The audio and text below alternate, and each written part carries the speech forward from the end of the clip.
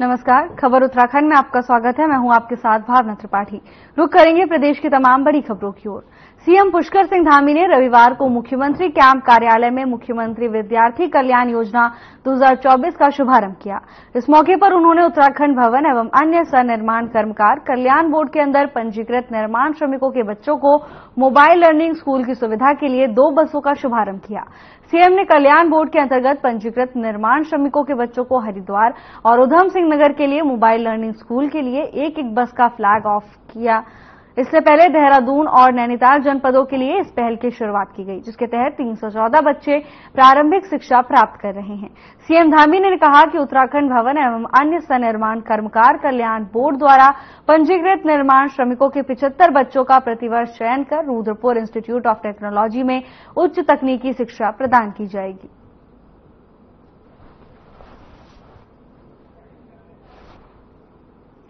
मुख्यमंत्री विद्यार्थी कल्याण योजना 2024 का शुभारंभ मुख्यमंत्री पुष्कर सिंह धामी ने किया। इस दौरान मुख्यमंत्री ने कैंप कार्यालय की शुरुआत भी की, तो वहीं सनिर्माण कर्मकार कल्याण बोर्ड में पंजीकृत निर्माण श्रमिकों के बच्चों को इस स्कीम से लाभ मिलेगा। खबर देहरादून से है, जहां मुख्यमंत्री पुष्कर सिंह धामी ने कल्याण योजना का शुभारंभ किया।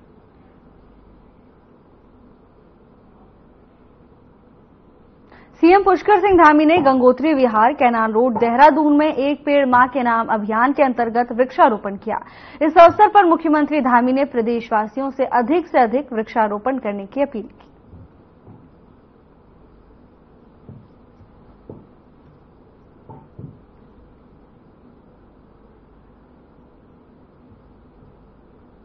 आज बड़ा शुभ दिन है और आज पूजन शुभ दिन है और ऐसे दिन हमारे प्रधानमंत्री जी आदरणीय मोदी की प्रेरणा से विश्व पर्यावरण दिवस से उस दिन से पूरे देश के अंदर अभियान चल रहा है, एक पेड़ मां के नाम। और किसी भी व्यक्ति के जीवन में सबसे पहला संस्कार, सबसे पहली शिक्षा देने का काम मां के द्वारा होता है। मैं अपना सौभाग्य मानता हूं कि मैंने आज मां के साथ मां के एक पौधे का इनके नाम का रोपण किया है और निश्चित रूप से ये हमारे लिए वैसे भी पर्यावरण संरक्षण के क्षेत्र में बहुत बड़ा योगदान पौधों के रोपण का है, वृक्षारोपण का है। और ये अभियान हमारा हरेला पर्व से चल रहा है।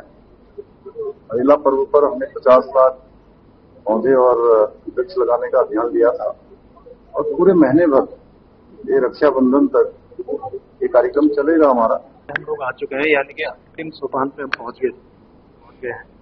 एक जो हमारा ग्रीन बिल्डिंग का काम, एक ड्रेनेज का काम है, थोड़ी सी अभी है और ग्रीन बिल्डिंग का काम थोड़ा लंबा चला है क्योंकि वो लेट स्टार्ट हुआ। लेकिन हमारे स्मार्ट सिटी के सभी काम हो गए हैं और ऐसे हमें फिर 31 मार्च 2025 तक का समय मिला है।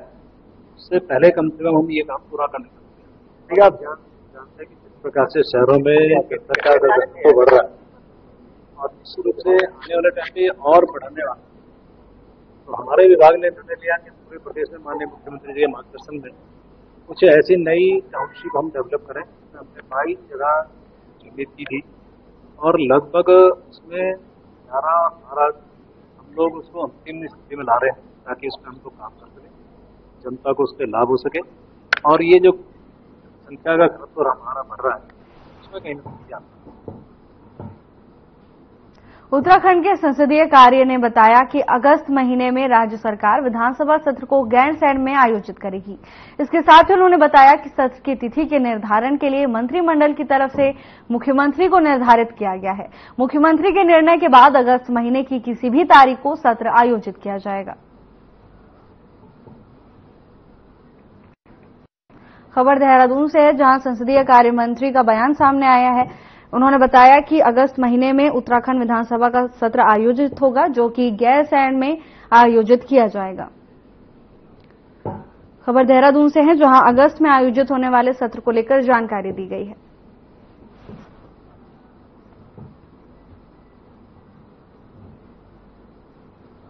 बहुत जल्द इसमें निर्णय ले रहे हैं। आप जानते हैं कि हमने अभी कैबिनेट बैठक में निर्णय लिया था कि ये सत्र हम गैरसैंण में लेंगे, वहीं करेंगे और तिथि के निर्धारण के लिए माननीय मुख्यमंत्री जी को अधिकृत किया गया है, लेकिन ये तय है कि अगस्त माह में हम लोग संवैधानिक बाध्यता के रूप में और आवश्यकता के रूप में हमने अगस्त में करना है।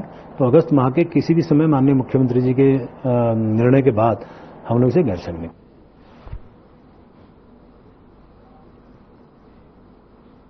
ऋषिकेश में गुरु पूर्णिमा धूमधाम से मनाई गई। शहर के तमाम मंदिरों और आश्रमों में हजारों श्रद्धालुओं ने गुरु पूजन किया। गुरु पूर्णिमा के अवसर पर जयराम आश्रम आकर्षण का केंद्र बना रहा, जहां हजारों भक्त अपने गुरु ब्रह्मस्वरूप ब्रह्मचारी की पूजा अर्चना करते हुए दिखाई दिए। भव्य रूप से आयोजित किए गए कार्यक्रम में ब्रह्मस्वरूप ब्रह्मचारी ने गुरु की महिमा का विस्तृत वर्णन किया।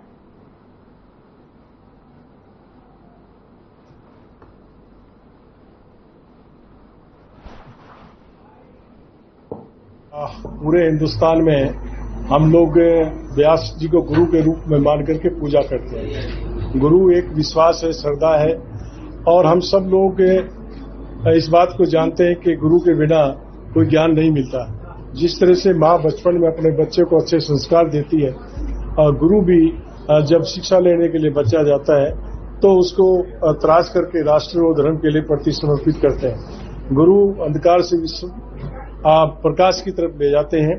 आज चूंकि वेद व्यास जी ने जितने भी ग्रंथ लिखे हैं, उनकी एक इच्छा थी कि मेरा भी ये पर्व मनाया जाए।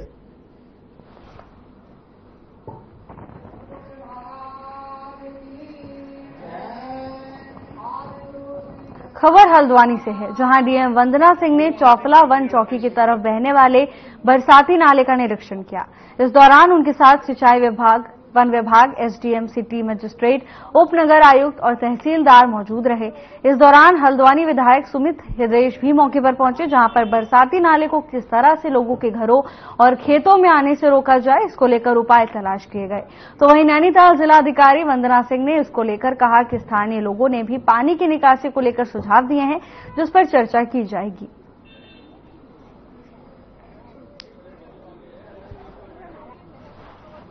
यार, इस पूरे क्षेत्र का भ्रमण मैं कर चुका हूं। मुझे जो जमीनी हकीकत है और सच्चाई है वो मुझे पता है।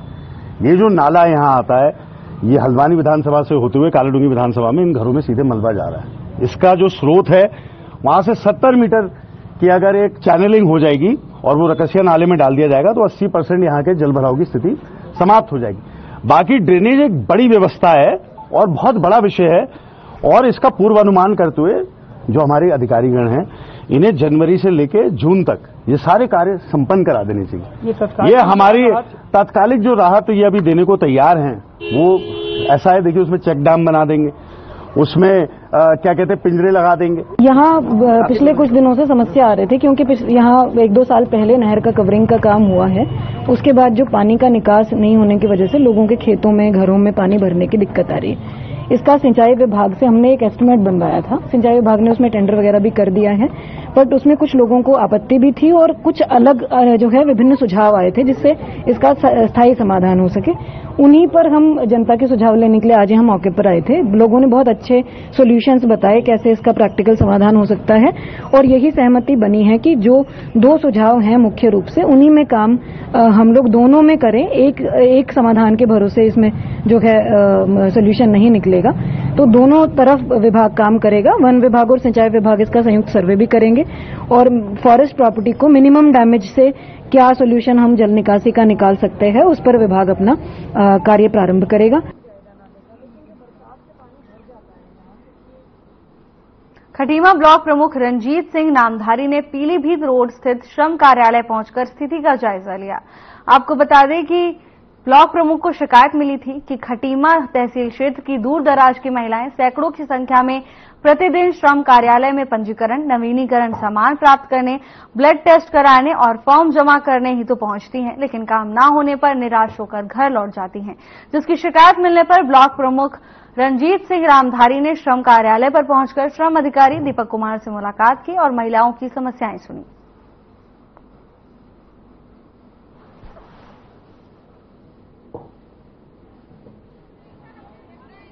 रखा है कार्ड प्रिंट करने के लिए, वो सुबह से शाम तक कार्ड प्रिंट कर रहा है और इसके अलावा जिनके सामग्री के लिए जो रह गए थे वो लोग भी लगभग ले चुके हैं। कल से और आज तक अब 2 दिन से कोई सामान लेने भी नहीं आ रहा है। उसके बाद हमने जो ये कार्ड प्रिंट करके कार्य है वो हमने शुरू कर रखा है। इस समय लगभग आज स्थिति है, उनके जो पेपर हैं वो CSC वाले ने ठीक से अप्लाई ही नहीं कर रखे हैं। जहां उनका आधार कार्ड डालना है वहां पर उसने उसके बच्चे का जन्म प्रमाण पत्र, किसी की अंक तालिका डाली हुई है और साथ में जो ठेकेदार द्वारा प्रमाण पत्र जारी किया जा रहा है तो ठेकेदार द्वारा हमारे यहाँ लिखित में दिया गया कि हमने कोई प्रमाण पत्र जारी नहीं किया गया। और जब श्रमिक से हम पूछते हैं कि ये प्रमाण पत्र किसने जारी किया आपका, तो वो बोलता है कि हमें भी पता नहीं है किसने जारी किया। यहाँ श्रम विभाग की तरफ से माननीय मुख्यमंत्री जी ने यहाँ के श्रम विभाग के 8 दिन को कुछ सामान देने के लिए इस सामान देने का एक प्रावधान किया है। उस प्रावधान को लेकर यहाँ पे बहुत ज्यादा इकट्ठे हो रहे हैं और सिस्टम नहीं बन पा रहा है। इसको देखते हुए आज पहुंचे हैं। इस सिस्टम को बनाने के लिए प्रॉपर रजिस्टर बनाया जा रहा है, जिसके आधार पर उनको टोकन दिया जाएगा। 50 से 60 लोगों को एक दिन में टोकन दिया जाएगा।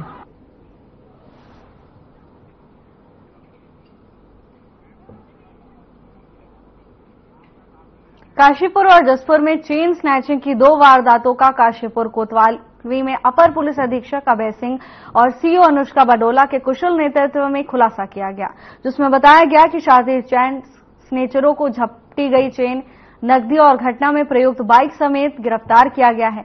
काशीपुर कोतवाली में पत्रकारों से वार्ता करते हुए अपर पुलिस अधीक्षक अभय सिंह ने पूरे मामले को लेकर जानकारी दी है।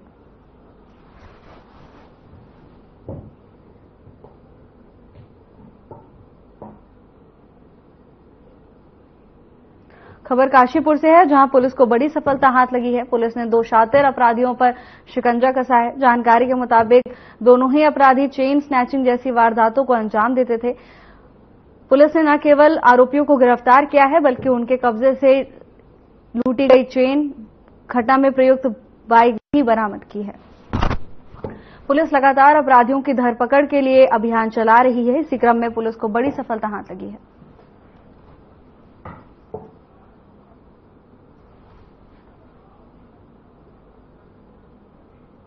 खबर जसपुर से है, जहां झमाझम के बीच एक महिला सड़क किनारे नशे में धुत पड़ी मिली। महिला के आसपास बारिश का पानी भरा हुआ था और महिला बेहोश अवस्था में पड़ी थी। जब राहगीरों ने सड़क किनारे बेहोश पड़ी महिला को देखा तो तुरंत 108 को कॉल किया, जिसके बाद महिला को अस्पताल ले जाया गया। तो वहीं मामले को लेकर पुलिस ने युवती के परिजनों को सूचना दी। जसपुर में एक युवती नशे में धुत पाई गई। नशे में धुत अवस्था में युवती सड़क पर पाई गई, जिसके बाद राहगीरों ने एम्बुलेंस को जानकारी दी। एम्बुलेंस से युवती को अस्पताल ले जाया गया। इसके साथ ही परिजनों को भी मामले को लेकर जानकारी दी गई है। फिलहाल परिजन युवती के पास है। खबर जसपुर से है, जहां एक युवती नशे की धुत हालत में पाई गई है। युवती के आसपास जल भराव भी देखा गया, जिसके बाद राहगीरों ने युवती को अस्पताल पहुंचाया।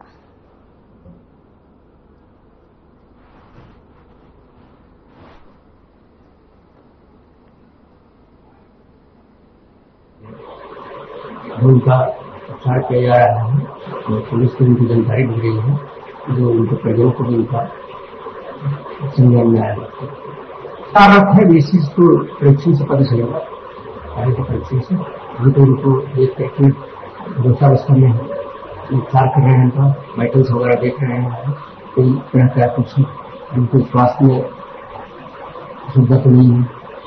फिर आगे का उपचार करेंगे, फिर उनका ब्लड सैंपल को लिया जाएगा। आवश्यकता पड़े तो आप किया जा रहा है, पुलिस को उसकी सूचना दी जा रही है, जिससे परिजन की तकलीफ पहुंचता है।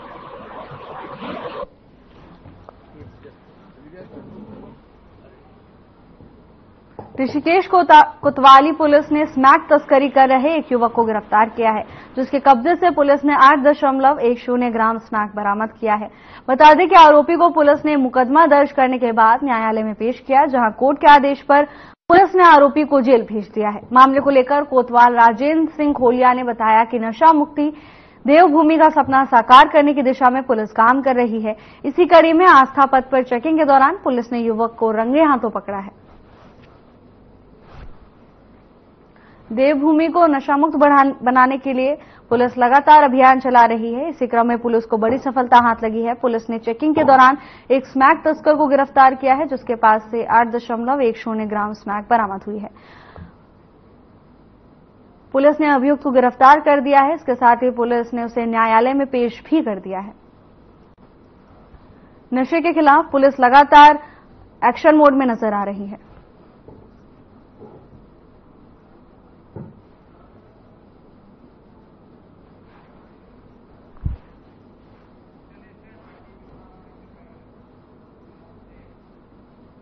हल्द्वानी के वार्ड नंबर 37-38 के स्थानीय लोगों ने जिला प्रशासन को ज्ञापन सौंपा है। स्थानीय लोगों ने रसिया नाले में एक और नाले को मिलाए जाने की मांग की है। उनका कहना है कि वन विभाग चौकी दामू वाडूंगा से निकलने वाला नाला वार्ड नंबर 46 से होते हुए चिनपुर नाले में मिलता था और वार्ड नंबर 46 के कुछ लोगों ने अपनी जमीन के रखरखाव को बढ़ाने के लिए इस बरसाती नाले को जेडीएम स्कूल के पास से जल लगाकर वन विभाग की ओर मोड़ दिया है, जिसको लेकर स्थानीय लोगों ने जिला प्रशासन को ज्ञापन सौंपा है। मीडिया के माध्यम से, समाचार पत्रों के माध्यम से ज्ञात हुआ कि जो वार्ड नंबर 37 का जो नाला है वो 37-38 की तरफ को वन विभाग से कटघरिया की तरफ को मोड़ा जा रहा है। हमारी प्रशासन से यही मतलब रिक्वेस्ट है कि जो पूर्व में वो नाला जो था, हमारे जो पूर्व में जो हमारी क्षेत्रीय जनता और वहाँ के जो पुराने लोग बताते हैं कि वो नाला जो था वार्ड नंबर 46 में कुसुमखेड़ा चीनपुर की तरफ को जाता था। तो हमारा प्रशासन से यही आग्रह है कि निष्पक्ष कार्रवाई करके वो जो पूर्व में वो नाले को जो घेरा गया, उस नाले को खुलवा के स्वतः उसका स्वरूप जो था वही रखा जाए। वार्ड नंबर 46 का जो नाला था उस नाले को मोड़कर हमारे वार्ड नंबर 37 और 38 में डाला जा रहा है, जो कि गलत तरीका है। और जो नाले का बहाव था पहले पूर्व में, वो नाला चीनपुर में जाते हुए कुसुमखेड़ा में मिलता था। लेकिन ये बातें जो वहाँ के लोग जो विरोध कर रहे हैं, उन्होंने आज तक ना तो मानचित्र की बात करी, ना उन्होंने कोई सिस्टम की बात करी। अपने लाभ के लिए नाला बनवा रहे हैं, लेकिन वो दबाव में जो नाला बनाया जा रहा है शासन प्रशासन के बाद। पूर्व में 46 जो वार्ड है उस तरफ में पूर्व में वो नीचे को मोड़ दिया गया है, उसको 46 की तरफ भी डाल दिया गया। ये कुछ लोगों के मतलब जो अपनी भूमि का रकबा बढ़ाने के लिए और वो करने के लिए उन्होंने इसको नीचे को मोड़ दिया, 37 की ओर मोड़ दिया, वो 46 की ओर बहता था। वो क्या दिक्कत हो? पूर्व में 46 जो वार्ड है उस तरफ में पूर्व में वो नीचे को मोड़ दिया गया है, उसको 46 की तरफ भी डाल दिया गया। ये कुछ लोगों के मतलब जो अपनी भूमि का रकबा बढ़ाने के लिए और वो करने के लिए उन्होंने इसको नीचे को मोड़ दिया, 37 की ओर मोड़ दिया।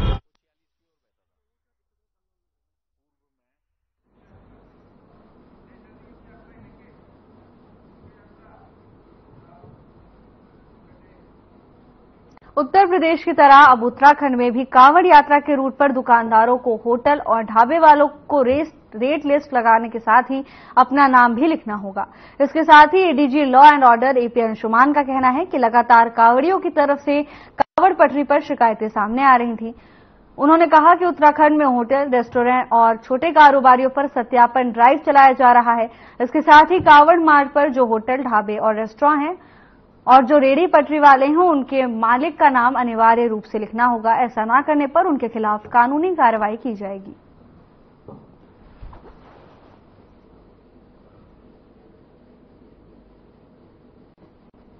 कांवड़ यात्रा मार्ग पे आपने देखा होगा विगत वर्षों में भी और इस साल भी छोटी छोटी बातों को लेकर विवाद हो जाता है। जैसे कल प्याज लहसुन को लेकर वाले खाने को परोसने को लेकर के विवाद हो गया था। तो इस तरह के ये विवाद तभी हो जाता है जब रेट लिस्ट नहीं लिखा रहता है।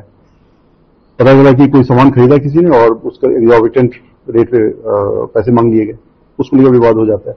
कई बार ये पता चला कि जो प्रोप्राइटर है वो किसी दूसरे धर्म का या कहीं से है, तो इस तरह की सिचुएशन पैदा हो जाती है जो एक लॉ एंड ऑर्डर सिचुएशन में क्रिएट हो जाती है। तो सबको देखते हुए एक वेरिफिकेशन ड्राइव भी चलाया जा रहा है और सबको ये निर्देशित किया गया है कि जो भी लोग जिनके नाम पे वो मिला है उनको ठेका, वो अपना नाम डिस्प्ले करें। साथ मानसून सीजन में डेंगू और चिकनगुनिया के खतरे को लेकर जिला स्वास्थ्य महकमा लगातार अलर्ट मोड पर काम कर रहा है।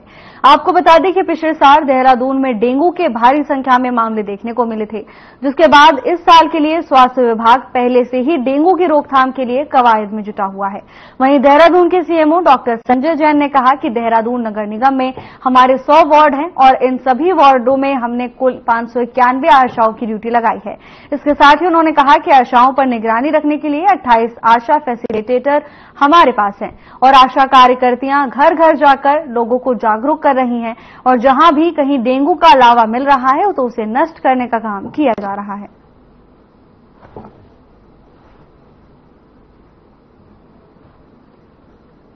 जैसे मैंने बताया ना कि नगर निगम में हमारे 100 वार्ड हैं, 100 वार्ड में हमने 591 आशाओं की ड्यूटी इसमें लगाई हुई है, जो उनके ऊपर सुपरविजन के लिए 28 आशा फैसिलिटेटर हमारे पास हैं। तो ये हमारी आशाएं घर घर जाके लोगों को जागरूक कर रही हैं और जहाँ कहीं भी हमें कंटेनर में या अन्य किसी चीज में डेंगू का लार्वा मिल रहा है तो उसको वो नष्ट कर रही हैं।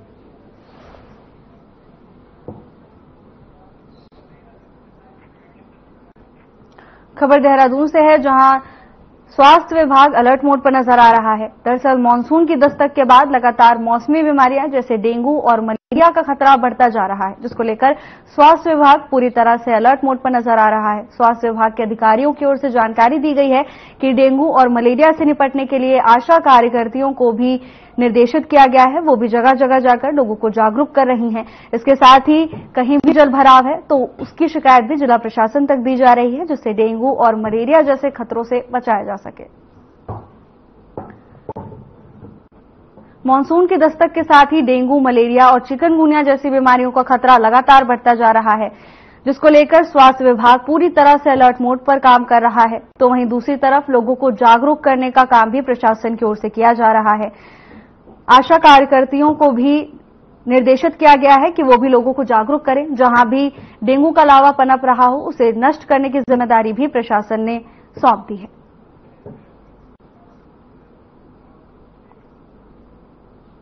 उधम सिंह नगर जिले के विकास भवन परिसर गेट पर अजगर देखे जाने से स्थानीय लोगों और विकास भवन सहित कलेक्ट्रेट कर्मचारियों में हड़कंप मच गया, जिसके बाद अजगर निकलने की सूचना तत्काल वन विभाग की टीम को दी गई।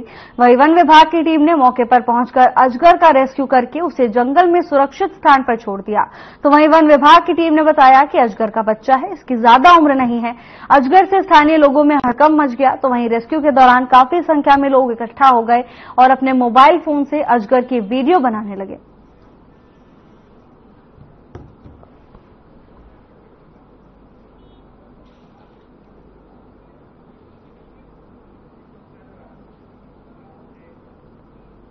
जिलाधिकारी एवं मुख्य चिकित्सा अधिकारी के निर्देश पर की गई छापेमारी के दौरान अनियमितता मिलने पर नगर स्वास्थ्य अधिकारी ने जच्चा बच्चा केंद्र को सील कर दिया। छापेमारी के दौरान केंद्र में कमियां पाई गईं और डॉक्टर की डिग्री भी सही नहीं पाई गई। इस दौरान डॉक्टर अमरजीत साहनी ने कहा कि शुक्रवार को इस अस्पताल में एक बच्चे के जन्म विवरण संबंधी जांच टीम ने निरीक्षण किया तो अनियमितताएं मिली। इस पर केंद्र संचालक को शनिवार दोपहर तक आवश्यक प्रपत्र दिखाने की मोहलत देते हुए केंद्र में ताला लगा दिया गया। इसी के साथ ही प्रपत्र दिखाने में केंद्र संचालक असफल रहे।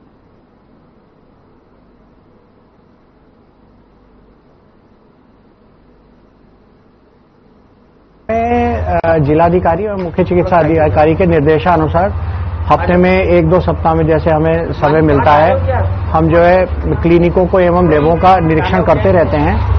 तो आज से 1 हफ्ता पहले हमारे नगर निगम में, जहां पे मैं रजिस्ट्रार में पोस्टेड हूं, वहां पर एक जन्म विवरण पत्र पहुंचता है एक बच्चे का। मार्च की उसका जन्म है एवं उसमें लिखा हुआ है डॉक्टर पूनम गोला बीएससी नर्सिंग स्टाफ। तो बीएससी नर्सिंग जो है वो डॉक्टर नहीं होते हैं, पहली बात। और बीएससी वालों को कोई ऐसी छूट नहीं है कि वो जो है गायनी का काम कर सके। इवन एमबीबीएस वालों को भी हम मना करते हैं। तो ऑब्स्टेटिक गायनी वाले ही जच्चा बच्चा केंद्र चला सकते हैं।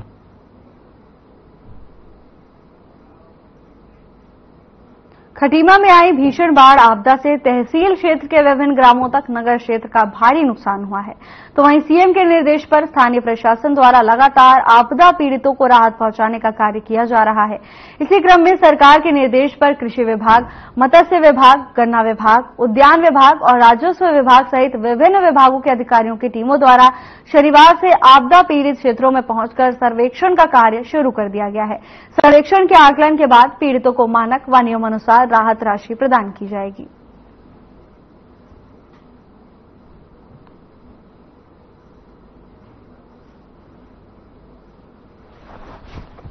जो हमारे प्रभावित गांव हैं वहां पर टीम सर्वे करेगी और उसका आकलन करके जो भी नियमानुसार हमको सहायता है वो उपलब्ध कराई जाएगी। अगर कोई पात्र व्यक्ति छूट भी जाता है तो दोबारा से सर्वे उनका करा करके किसी को छोड़ेंगे नहीं और सभी जो श्रेणी में आते हैं उनकी क्षति हुई है उनको लाभ प्रदान करेंगे। सब देखिए ऐसा है कि जो गाद है वो 3 सेंटीमीटर से अगर अधिक है तो उसमें हमारा लगभग 22,000 रुपए का प्रोविजन है और दूसरा जो क्षति है 33% से अधिक है उसमें 17,000 रुपए का प्रोविजन है और इसी तरह से जो और अन्य है इनमें सभी के मानक है उनके हिसाब से उनको। फिलहाल के लिए बस इतना ही। जल्द हाजिर होंगे नई अपडेट्स के साथ। नमस्कार।